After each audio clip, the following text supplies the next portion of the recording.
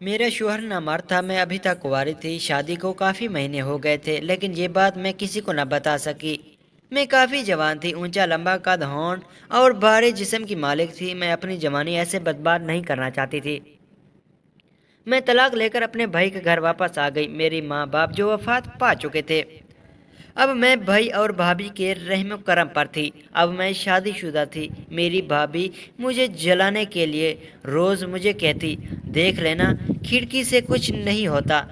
ویسے بھی تو تم شادی شدہ ہو، سب کچھ دیکھ چکی ہوگی اور کر بھی چکی ہوگی۔ بھابھی کی بات سن کر میں شرمندہ ہو گئی تھی۔ اسی رات سوچا دیکھوں تو صحیح کہ کھڑکی کھلی ہوئی ہے یا نہیں۔ جب باہر کمرے کی جانب بڑھی تو دیکھا کہ کھڑکی کھلی ہوئی تھی، اور خاص طور پر اس بات پہ حیران ہونے کہ لائٹ بھی جل رہی تھی۔ آرام سے کھڑکی کے پاس جا کر میں کھڑی ہو گئی۔ اندر جھانکا تو پریشان ہو گئی، کیونکہ بھابھی پورے جوبن پر بنی۔ میرا نام عذرا ہے، میں اپنے والدین کے ساتھ غازی آباد کے نزدیک ایک چھوٹے سے گاؤں میں رہتی تھی۔ میرا گھر میرے والدین کے پیار سے بھرا ہوا تھا، ایک خوبصورت آشیانہ تھا، زندگی کی ہر آسائش موجود تھی۔ اچانک وقت نے کروٹ بدل لی، اور ایک روز موت کا فرشتہ آ گیا اور ابو کو ساتھ لے گیا۔ ہم سب آہ بکا رہ گئے تھے۔ ابو کی موت نے ہمارے سب کچھ چھین لیا۔ وقت نے گزرنا ہوتا ہے، وہ گزرتا رہا۔ ہم 4 بہن بھائی تھے، 2 بہنیں اور 2 بھائی۔ میرے بڑے میڈیکل کی تعلیم مکمل کر کے ڈاکٹر بن گئے، چھوٹا بھائی ابھی پڑھ رہا تھا۔ میرے بھائی کے تنخواہ سے گھر کے حالات کچھ بہتر ہونے لگے۔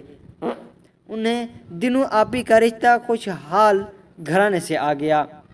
یہ ہمارے دور کے رشتہ دار تھے، ہمارے حالات اور امی کی شرافت سے واقف تھے۔ دوسرے دن جب میں کالج گئی تو کائنات نے بتایا، میری بھائی مڑ مٹ سے کہتا ہے، شادی کروں گا تو تمہاری آپ پر مر مٹا ہے۔ کہتا ہے شادی کروں گا تو تمہاری دوست عذرا سے، ورنہ عمر بھر شادی نہیں کروں گا۔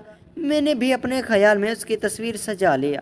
بہانے بہانے سے کائنات کے گھر چلی جاتی اور اس کے بھائی حیدر سے پیار محبت کے وعدے کرتی۔ ہم نے ایک ساتھ جینے مرنے کی قسم کھائی۔ جانتی نہ تھی جس کو کام میں اتنا آسان سمجھ رہی تھی، وہ اتنا آسان نہیں ہے۔ میری اور حیدر کے سوچنے سے بھلا کیا ہونا تھا۔ ایک دن آپی کا امی کو فون آ گیا کہ کسی جاننے والے نے بہت اچھا رشتہ بتایا ہے، وہ لاہور میں رہتے ہیں، آپ ایک دفعہ جا کر تو دیکھ لیں، پھر بات آگے بڑھائیں گے۔ آپی نے انہیں امی کو پتہ لکھوا دیا اور فون نمبر بھی۔ امی اور بھائی دوسرے دن لڑکی والے کے گھر چلے گئے، اور وہ لوگ کافی امیر ترین تھے۔ لڑکا خوش شکل اور پڑھا ہوا لکھا تھا، لہٰذا امی نے میرا رشتہ علی سے طے کروا دیا۔ مجھے پتہ چلا تو دل دھک سا رہ گیا، سارے خواب چکنا چور ہو گئے۔ میں نے امی کو بول دیا کہ میں وہاں شادی نہیں کروں گی جہاں آپ ہاں کر کے آئی ہو۔ میں اپنی جیون ساتھی کا فیصلہ خود کروں گی۔ زندگی میں نے گزارنی ہے، آپ نے تو نہیں گزارنی۔ میں نے امی کو کائنات کے بھائی کے بارے میں بتا دیا، میں اس سے محبت کرتی ہوں، شادی بھی میں اس کے ساتھ کروں گی۔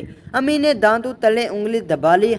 ہم نے تمہیں اس لیے پڑھا لکھایا کہ اور کالج جانے کا خواب پورا کیا، تجھے سہیلی کے گھر جانے کی اجازت دے تاکہ تو اپنی من مانی کرتی۔ پھر جب تیرے بھائی کو تیرے عشق کی کہانی کا پتہ چلے گا تو وہ تجھے زندہ نہیں چھوڑے گا۔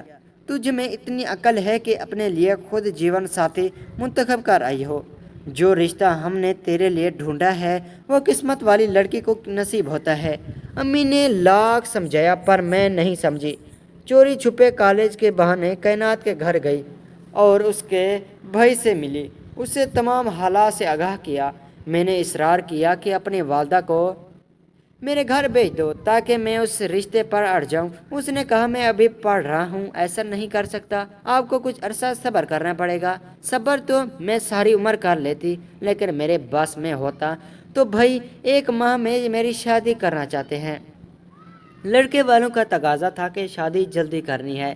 میں نے لاکھ کوشش کی پر گھر والے نہ مانے۔ مقررہ تاریخ پر مجھے دلہن بنا دیا گیا اور میں بیاہ کر کے علی کے گھر لاہور چلی آئی۔ دلہن بن کر ہر لڑکی نئی زندگی کا خواب اپنے دامن میں بھرے پیار کے آنگن میں اترتی ہے، لیکن میرے خوابوں میں حیدر تھا، جس کسی کی ملکیت اور دل کسی اور کی ملکیت تھا۔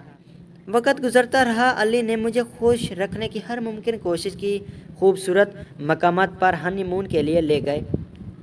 मुझ पर खूब पैसा खर्च किया। अली के घर वालों ने भी खूब प्यार दिया। सब ने मुझे खुश रखने की जितन की, पर मेरे दिल में कोई और जगह ना बना सका। मैंने किसी के साथ हंसकर बात ना की। सब लोग मेरे लबून जंसी देखने को तरस गए थे। आखिरकार अली ने मुझ पर तवज्जो देना छोड़ दी और यहाँ तक के दिया गया, चाहो तो मुझसे तलाक लेकर अपनी मर्जी से ज़िंदगी गुजार सकती हो। मैंने हैदर से रब्ता किया, सारी सूरत हाल बताई। उसने कहा, अपने शोहर से तलाक ले लो, मैं तुमसे शादी कर लूँगा। एक दिन मैं अपने शोहर से लड़ाई करके हैदर के घर आ गई। हैदर ने मुझे अपने घर को दिखाया दिया। मैं बहुत परेशान हो गया। कहने लगा, इससे पहले कि मैं अब्बू को शक हो जाए कि तुम मेरी वजह से अपना घर छोड़कर आई हो, यहाँ से चले जाओ। जब हालात ठीक होंगे तो मैं आपको अपना लूँगा। समझाने पर मैं कनाज से मिलने का बहाना करके कुछ ही देर वहाँ रुकी और अम्मी के घर आ गई।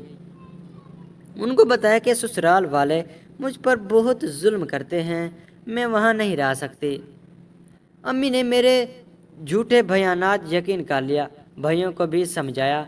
अचानक वालिद को फालिज हो गया। उनकी देखभाल और खिदमत के बहाने मैं वहाँ ठहरी रही, बल आखिर वालिद वफात पा गई।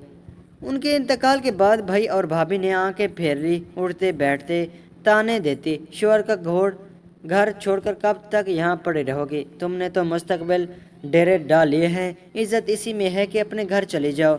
उसी तरह सास ने एक दो बार फ़ोन करके समझाया, बेटी अभी कुछ नहीं किया, अपने घर वापस आ जाओ। मगर मैंने हर बार इनकार किया।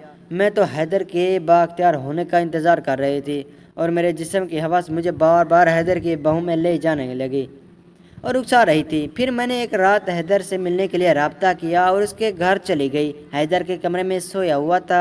मैंने उससे सारे घर वालों को नींद की गोलियां दी और मुझे अपने घर में ले आया।